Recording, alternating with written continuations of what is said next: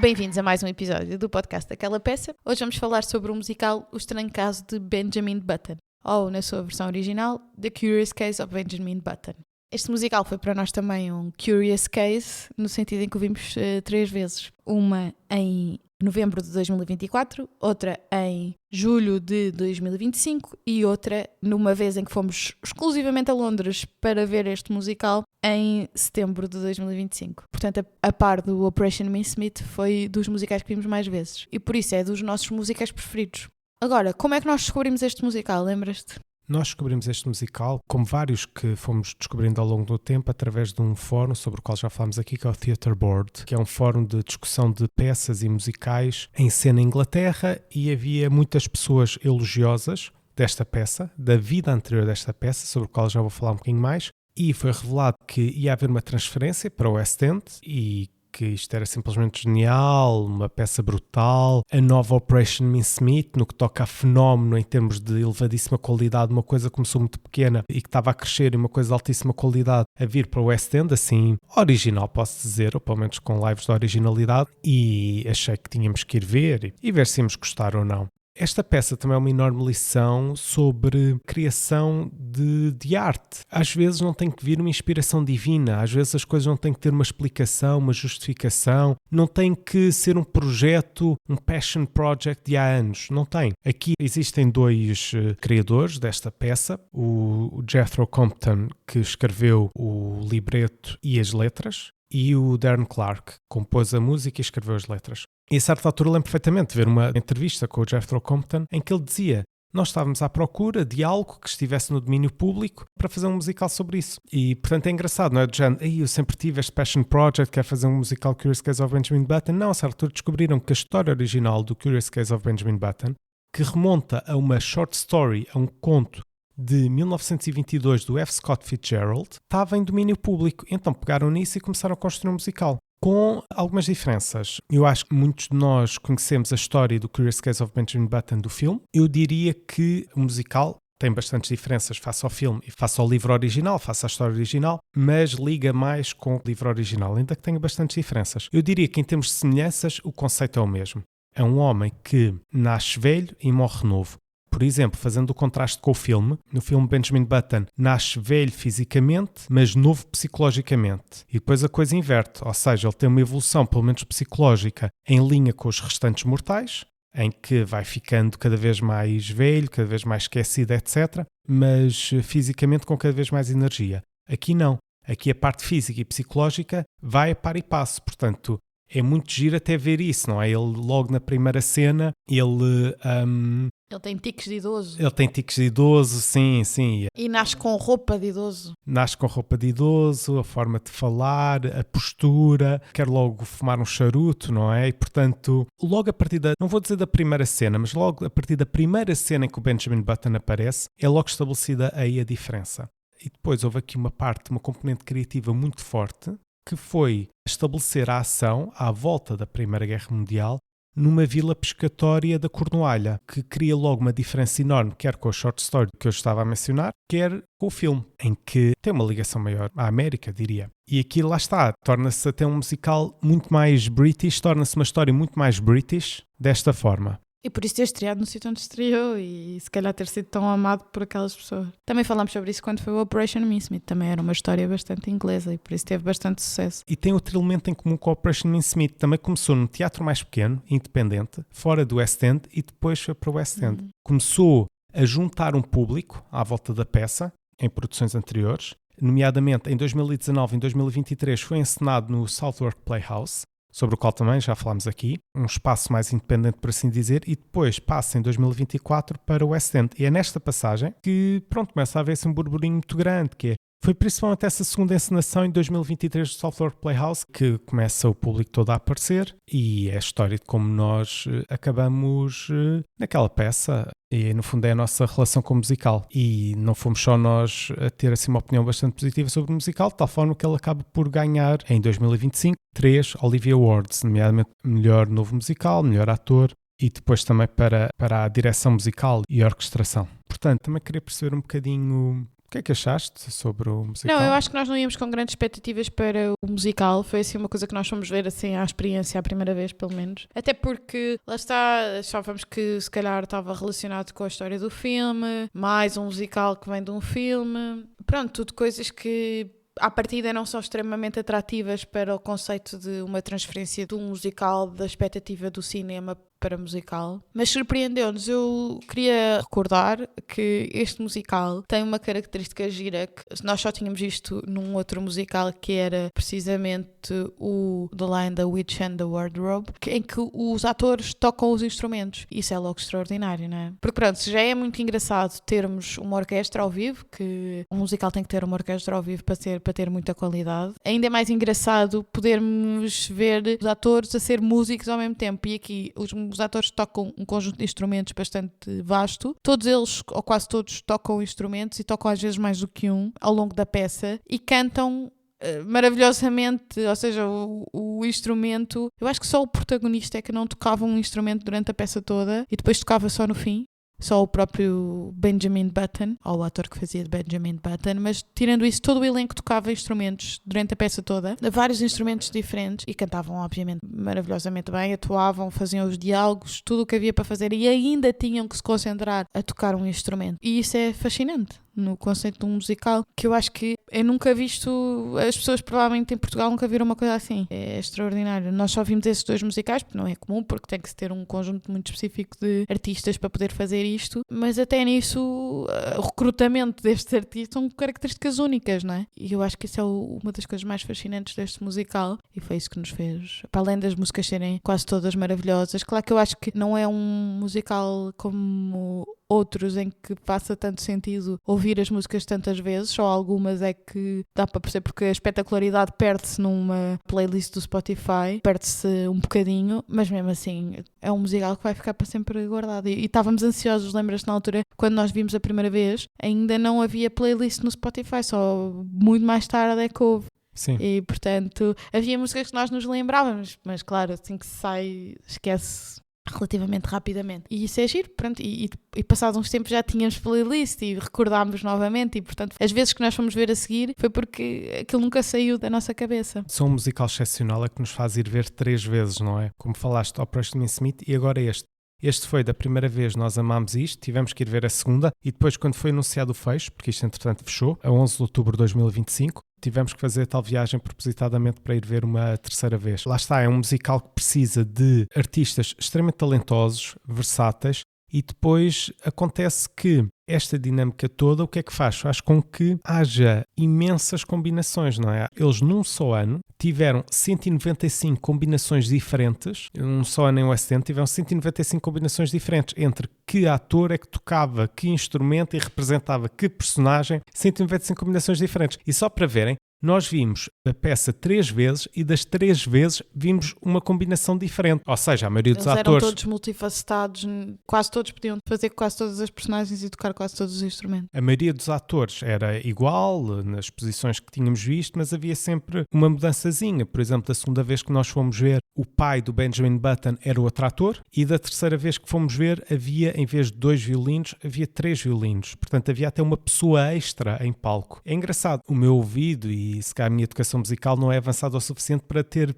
notado diferenças, mas efetivamente alguma razão houve para haver essa terceira pessoa em palco. E isto faz com que haja, por um lado, uma musicalidade muito raw, desculpem a expressão em inglês, muito crua, muito emotiva, que liga muito connosco próprios e gera um conjunto de músicas que lá está, é o que tu dizias, que ficam na cabeça e que são fabulosas, fazem muito lembrar, em parte, toda aquela questão dos sea chants, mas não só. Depois também, isto é tudo sobre tempo. A premissa inicial tem a ver com o tempo e com o facto do Benjamin Button ter um tempo limite nesta terra, e portanto tudo o resto desenvolve-se à volta do tempo, coincidências que acontecem, que se aquela pessoa não tivesse saído daquela casa naquele dia, àquela hora, se tivesse saído 5 minutos mais cedo ou 5 minutos mais tarde, os acontecimentos teriam sido totalmente diferentes. E isso ainda me puxa mais para o musical. Depois também toda aquela questão de, não querendo entrar muito em detalhe, mas todo aquele dilema, como dizia, da vida ser finita e das nossas vidas individuais serem coisas pequenas relativamente a eventos maiores que acontecem à nossa volta. E como nós todos, como pessoas banais, se condicionam umas às outras, as suas vivências condicionam aquilo que é o plano que parece que está limitado a uma pessoa por mais que tenha um plano de vida, outras têm outros planos e, portanto, vão condicionar a vida da pessoa principal que está a contar a história, ou sobre a qual a história é. Ou, neste caso, nós que temos a nossa vida e que somos tantas vezes condicionados pela vida das outras pessoas. E é um musical muito para pensar. Claro que sempre muito inglês, muito regional, muito baseado no mar. Há duas narrativas muito principais, como tu estavas a dizer, é o tempo e o mar, não é? E como o tempo e o mar também estão ligados entre si. Sim, time and tide, wait for no man. Wait for no man. Esta frase é logo repetida vezes e vezes em conta no musical. Moralidade que eles tentam passar logo no início do musical. Baseiam-se muito nesta realidade de que, pronto, o mar e o tempo, como duas realidades tão simples, nos podem fazer... Nós pensamos, isto do mar e o tempo é uma coisa tão simples, tão banal, mas faz-nos ter imensas considerações quando se sai do musical e isso é muito engraçado. Relativamente ao Time and Tide, se calhar, e já falámos, também falámos nomeadamente sobre atores, sobre a sua versatilidade, sobre as combinações que existem. À medida que as produções foram avançando, foram-se acrescentando atores e foram-se buscando nomes até conhecidos, por exemplo, o John Dalglish, que faz de Benjamin Button, ele entrou em alguns filmes, nomeadamente no Judy, mas todos eles são altamente talentosos e só lhes posso desejar a maior das sortes nas produções que foram encontrar daqui em diante, porque era muita combinação de instrumentos, de vozes, etc. Soube-se usar e eu acho que, os criadores do musical souberam usar aquelas pessoas, todos aqueles instrumentos, porque são muitos, não são imensos instrumentos, mas são muitos e são muito diferentes e são imensas vozes distintas. É raro um musical que costuma ter tantas pessoas a cantar de forma, a protagonizar uma música ao mesmo tempo, porque lá está, muitas vezes há coros e depois há uma ou duas pessoas a cantar, ou três que seja, mas ali tanta pessoa a cantar ao mesmo tempo. E depois há uma vantagem enorme, continuando a falar em música, que é,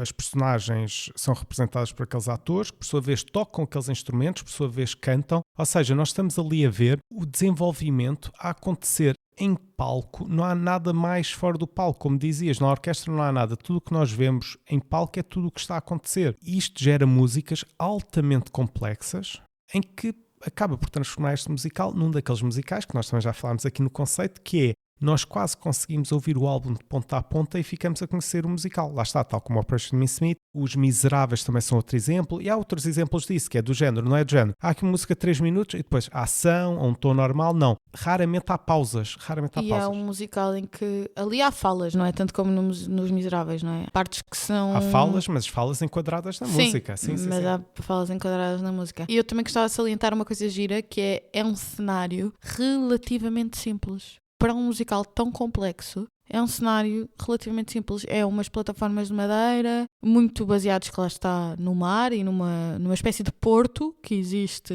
ali retratado no musical, este porto na Cornualha, nesta cidade que eles retratam, nesta cidade portuária. E é um cenário relativamente simples, não há grandes complexidades, ninguém muda imenso de roupa, a não ser o próprio Benjamin Button, que tem assim algumas mudanças de roupa, mas são sempre coisas assim, ou os atores que fazem de marinheiros, etc. De facto há assim alguns momentos em que eles colocam um casaco, um gorro, uma coisa assim, mas é sempre, eles mantêm quase sempre o mesmo fato com que começam. E o Benjamin Button vai retirando roupa, não é? Ao longo da peça, mas de qualquer forma é um cenário e uns adereços relativamente simples. Às vezes baseiam-se em portas que se abrem para fingir que há água. Mas exatamente, é um cenário muito versátil. A questão também das cordas, com os barcos, é um cenário que eu acho que está bem montado. Não quero passar toda a ideia, acho que não devemos passar toda a ideia que é um cenário assim tão simples quanto isso. Todo ele está preenchido, como se, lá está, tivéssemos uma vila pescatória, assim numa parte mais de, não sei, de armazém ou o que seja, não é bem de armazém, mas pronto, de porto. É um cenário ok, é um cenário simples, não roda, é aquele, mas é muito versátil. Sim, quando eu digo que é simples é mais, pronto, não há mudanças de cenário, de vez em quando não estás num quarto, não estás numa sala, pronto, simplesmente, por exemplo, ele já às tantas, a certa altura, há uma parte em que ele está a dormir. E há uns caixotes onde é a cama dele, umas redes de pescador, mas não há mudanças, é sempre aquele cenário que nos é inicialmente apresentado vai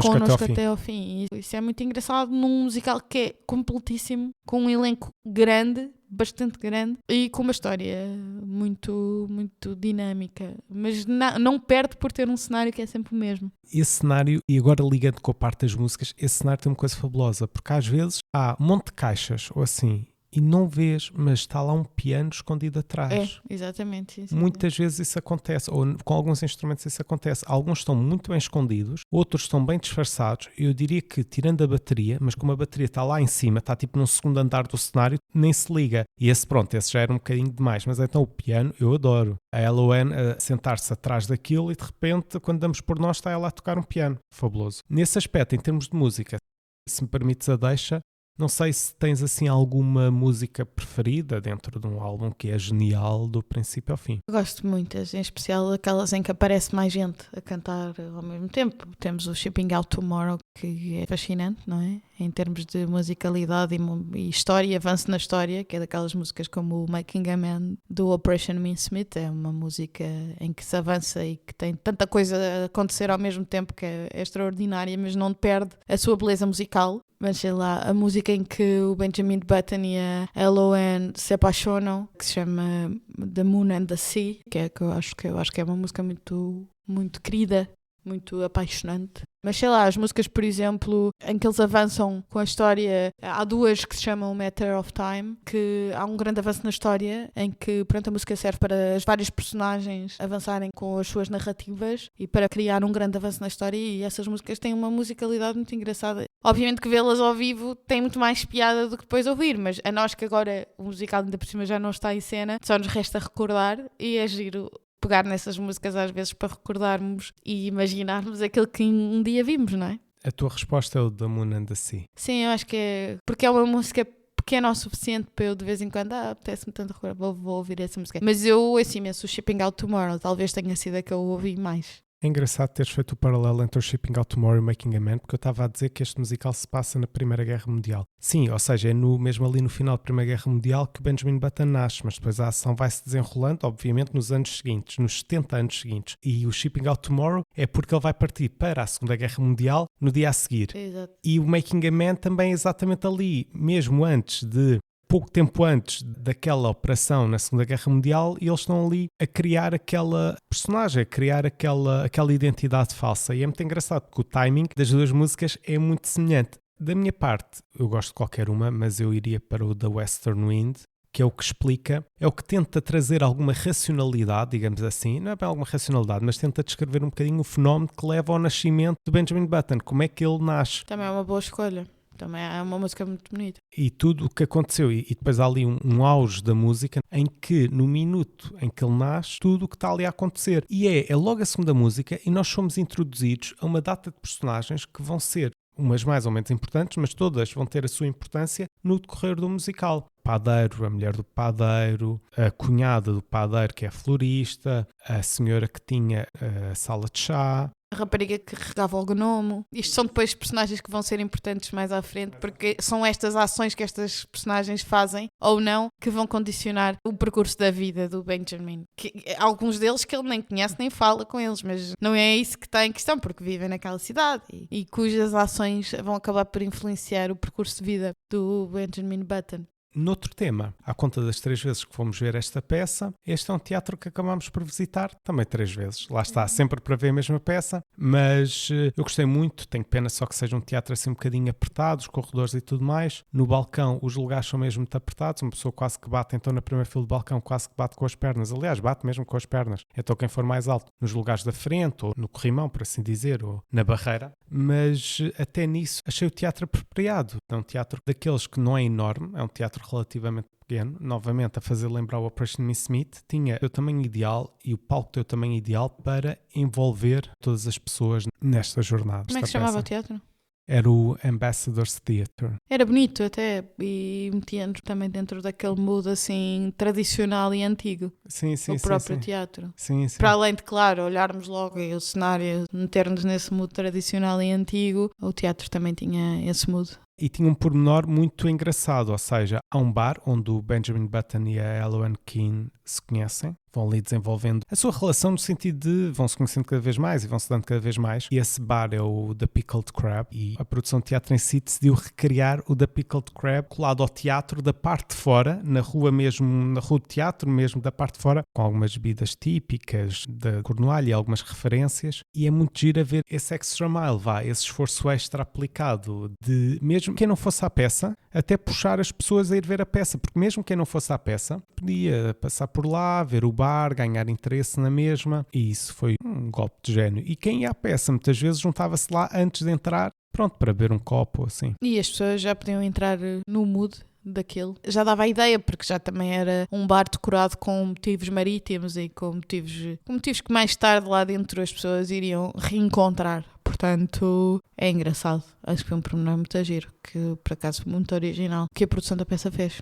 Posto isto, acho que fica um bocadinho óbvia a nossa classificação, mas não obstante, acho que pronto, a devemos dar, não é? A nossa classificação é 5, este musical é extraordinário. É um musical ao nível... Nunca vimos um igual tão... Até agora acho que eu comparo muito ao Operation Mincemeat pelo tema e pela originalidade das canções e por tudo também é dos meus musicais preferidos. Mas este acho que adiciona aqui um nível de complexidade o facto de os músicos e os atores serem a mesma pessoa e portanto é um musical extraordinário. É 5. Fica-nos só aqui a nota de pena por já provavelmente vamos ter que passar uns tempos sem o poder ver, porque ele saiu de facto de cena em Londres e talvez, ao contrário do Operation Mincemeat, não seja um musical tão fácil de passar para a Broadway ou para qualquer outro sítio, porque é muito inglês, ainda mais do que o Operation Mincemeat, e portanto se calhar vamos estar uns tempos sem o poder rever, se é que alguma vez vamos poder rever, mas fica só a nossa nota de pesar nesse aspecto.